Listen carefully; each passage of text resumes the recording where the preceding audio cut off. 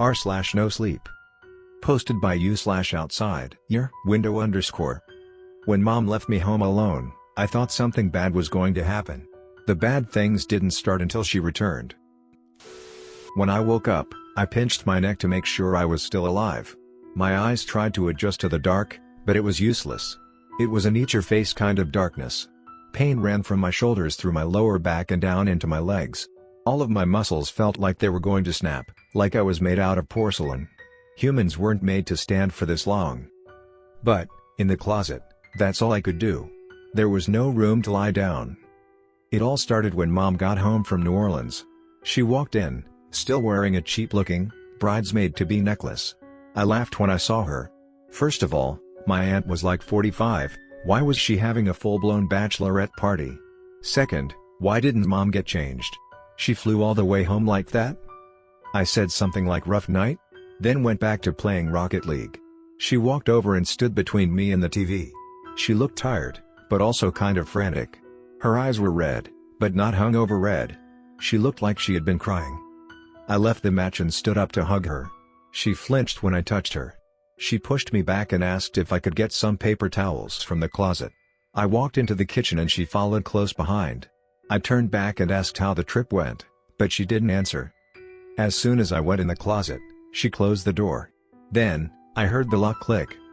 I thought it was some weird parenting tactic, something she learned while gossiping with other mothers over the weekend. My aunt always sent my mom these magazine articles that talked about tough love and parents, not friends. But, after a few minutes, she didn't open the door. I tried talking to her, but she didn't respond.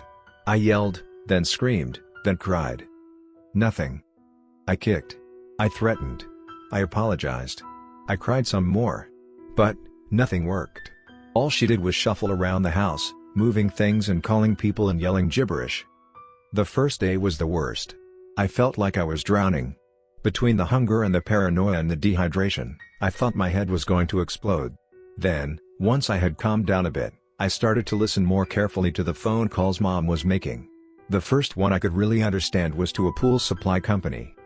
For the record, we didn't have a pool. Our townhouse barely had a backyard. She asked the person if they had a list of all the household chemicals that could kill someone. I heard her pull out our crate from under the sink. She lied that she had a newborn and wanted to know what she should lock up. By her responses, I could tell the person on the other end kept repeating this is a pool supply company, because then mom would say I know this is a pool supply company, I know. But you must know a lot about chemicals? Right? She said, please just help me. I'm a new mom. Please. I heard her sort through the plastic containers. She would grab something, then ask what about bleach? And, after a brief pause, she would say great, thank you. Then, I heard her pour the liquids into something else. That's when I started to feel sick. I'd held everything in up to that point, but I couldn't anymore. My stomach was on fire. First, I pissed my pants. The warm, scratchy feeling made me more sick. I managed to get my jeans off before I sprayed shit into the corner. My throat ballooned to stop from gagging, but it was useless. I turned into the other corner and coughed up bile. Eventually, beyond my control, I leaned back against the shit-covered shelves and closed my eyes. The sleep was short and chaotic. My dreams always ended with me falling down a flight of stairs. Then, I would spring awake into my pitch-black, foul-smelling hell. Meanwhile, mom kept making calls. She called a hospital 4 states away. Hello, Ohio Trauma Center? She asked about all the different ways someone could die from blunt force trauma. What about hammers? Remote controls? Baseball bats? Textbooks? She called a butcher, which organs do you stab for a quick death? She called a construction firm, could someone die from a 10-foot fall? What about 5? What height leads to paralysis? Hour after hour, day after day, I listened to her. The shit piss puke floor piled up. My limbs felt like broken pencils. Mom didn't need help killing me. I was already dying. By day who knows when, I wrapped my fingers and prayed. I didn't ask for escape. I just asked why. Why was mom doing this? Our last conversation had been cordial. It was the night before she flew home. I heard my aunt and her friends in the background, clearly drunk. Mom said they were going to a psychic for some last-minute New Orleans fun and that she would be on the first flight home in the morning. She asked if I was enjoying my alone time and if I spent all the pizza money. It was my first time ever being home alone.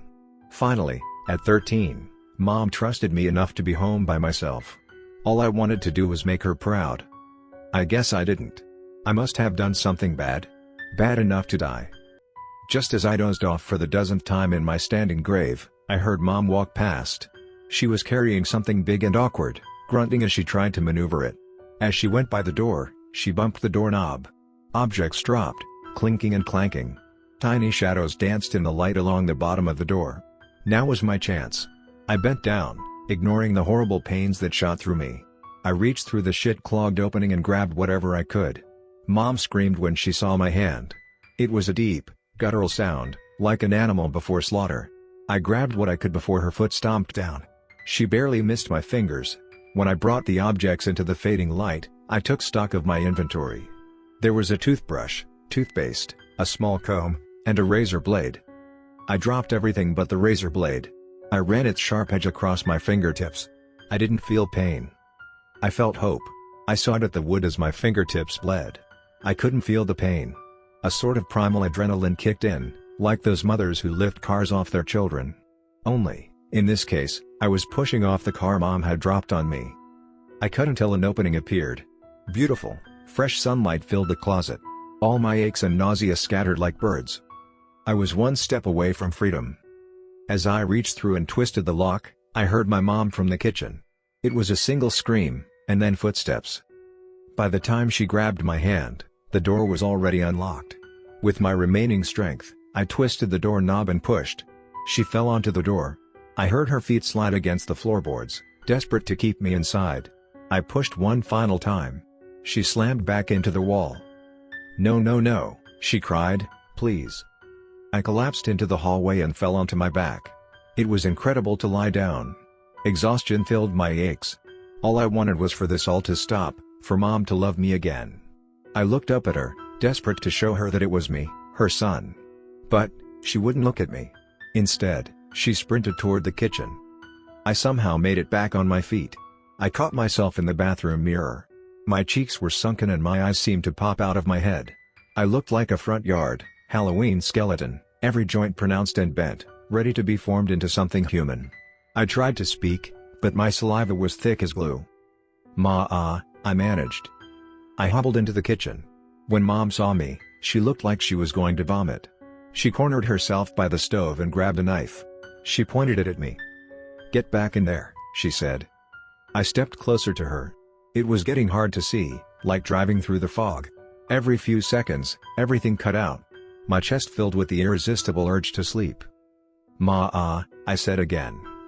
I looked around the kitchen, but I barely recognized it. All the knives and utensils were wrapped in duct tape. The cleaning containers were piled in the corner, empty. On the kitchen table, there were hundreds of sticky notes, each one with a different name and number. They all had check marks next to them. There was writing on the walls, the same phrase over and over again. I tried to read it, but my eyes wouldn't focus. I just needed to get close to her. Maybe if she felt my touch, she would remember me. "Please, I said, "is me." "Stay back," she screamed. I was a few steps away from her now. She crossed her arms over her face. I reached out. She screamed louder. The sound hurt my brain. She crawled onto the countertop and kicked at me. With each movement, she moved closer and closer to the stovetop. "Don't be true, please God," she cried, "don't be true." I reached out and touched her shoulder. Her skin was soft as rain. I swear I didn't push her or grab her or, God forbid, strike her. I just needed her to feel me. When I felt her warmth, I started to cry. For all the nights of cold and filth and trembling legs, the feeling of skin on skin was immaculate. But the good feeling didn't last long. Her legs kept kicking, swinging along the dials of the stove. Her waist was completely on top of the burners now. When I heard the sound, I knew exactly what it was. Tis tis tis thwash. She didn't hear it. She was lost in her crying. "Move, Ave," I tried. I grabbed her arm, but she kicked me. I fell back, my shoulders slamming the kitchen island. I got back to my feet and went for the dial. I couldn't reach it though. I grabbed at her legs one last time, but it was too late. When she felt the fire, it had already climbed up her back. She pushed me aside and ran. Before I could speak, the sleepy, blackout feeling hit my brain like a stampede. I tripped backwards, then was gone. Next thing I remember, I was looking up.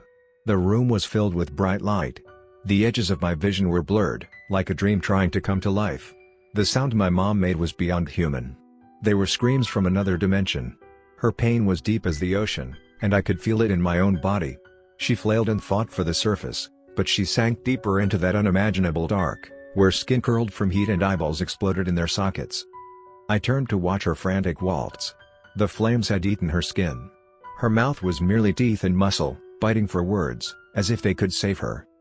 But they couldn't. Nothing could. She did a few laps of the kitchen, and then collapsed into the hallway. The fire climbed the walls. I watched the flames without emotion. It was like walking into a theater halfway through the movie. I could see, but I didn't understand. The dark feeling came back. In a moment, I was asleep again. The next time I woke up, I managed to get on my feet. Instinctually, I went to the sink and turned on the faucet. I drank like an animal. The water filled me with the purest joy. My thoughts were reforming, my muscles singing, my glue mouth turning back into spit. But that happiness was short-lived. As my senses came back, I could smell again. It reminded me of the first days of autumn, when your windows are open and the neighborhood is alive with fire pits. Mom and I used to love that part of the year. The air was crisp and the fires filled every room with a bittersweet, charred flavor. I turned to the source of the smell. The object was half hidden by the hallway. All I saw were, what looked to be, 2 burnt logs. Slowly, I remembered Mom and the kicking and the stovetop. But, just as easily, I could forget those details. My brain was too tired. The dead body was just another thing. When you spend so long in darkness, your brain can lose the ability to feel. Feeling comes from light, from rest, from the taste of fresh air. Those luxuries were dead to me. I smelled a campfire. I tasted charred wallpaper. All I saw in my mom's burnt corpse was a series of atoms, crudely arranged in the improper shape. I wasn't interested in any more pain. I was only interested in answers. I walked to the kitchen table and looked at the post-it notes she left. There were names and numbers for every kind of business under the sun. Next to each number, she wrote the name of a crime: starvation, poisoning, stabbing, shooting, hanging, blunt force trauma, drowning, etc. She had checked off nearly 100 crimes and the businesses who, she assumed, would know something about them. But, more than any other business, there was one. Psychics. Mom had called nearly 24 psychics. I looked up at the walls. Now, I could see the message she had written. She repeated it over and over, covering every inch of space with her penciled markings. The person you love most will hurt you in unforgivable ways. The person you love most will hurt you in unforgivable ways. The person you love most will hurt you in unforgivable ways. The person you love most will hurt you in unforgivable ways. Over and over and over again. I thought back to the last conversation we had. I heard the drunk voices in the background, begging for shots. I listened to the distant sounds of marching bands trailing up Bourbon Street. Mom yelled through the noise. "We're going to a psychic for some last-minute New Orleans fun." I lowered my head. I couldn't look at her frantic handwriting any longer. I heaved for air. Outside, the spring wind pressed against the window. It sounded like a storm was coming. Mom never liked to open the windows. She always said she paid for air conditioning and heat, why settle for a temperature you can't control? For my whole life, I understood her logic. But, now, the smell of her burnt body was making me sick. I stood up and opened the window. The cold breeze came inside, as if it had been waiting. I sat down at the kitchen table and closed my eyes. The familiar darkness was comforting. I tried not to think. Instead, I listened to the hiss of the wind. I felt its ice-cold hands wrap around me. I wanted to bathe in that feeling. Wind meant the earth was still turning, that time was still moving. I didn't want to close the windows and pretend I was stronger than the wind.